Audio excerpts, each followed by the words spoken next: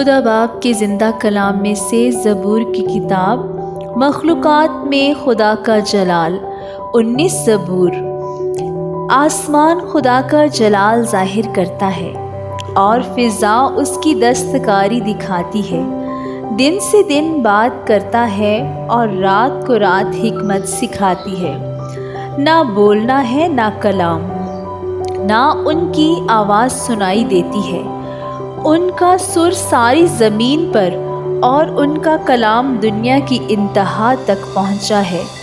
اس نے آفتاب کے لیے ان میں خیمہ لگایا ہے۔ جو دلہے کی مانند اپنے خلوت خانہ سے نکلتا ہے اور پہلوان کی طرح اپنی دوڑ میں دوڑنے کو خوش ہے۔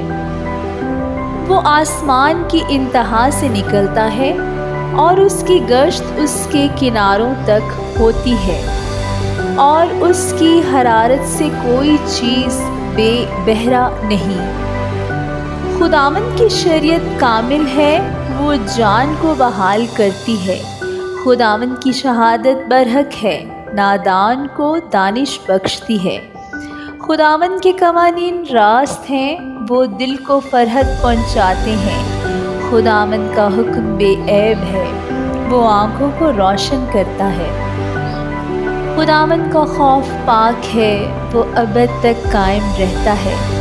خداوند کے احکام برحق اور بالکل راست ہیں، وہ سونے سے بلکہ بہت کندن سے زیادہ پسندیدہ ہے۔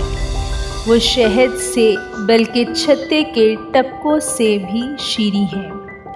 نیز ان سے تیرے بندے کو آگاہی ملتی ہے، ان کو ماننے کا اجر بڑا ہے۔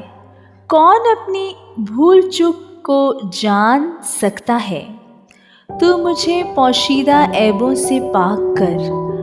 تو اپنے بندے کو بے باکی کے گناہوں سے بھی باز رکھ۔ وہ مجھ پر غالب نہ آئے تو میں کامل ہوں گا اور بڑے گناہ سے بچا رہوں گا۔ میرے منہ کا کلام اور میرے دل کا خیال تیرے حضور مقبول ٹھہرے۔ اے خداوند، اے میری چٹان اور میرے فدیہ دینے والے، آمین۔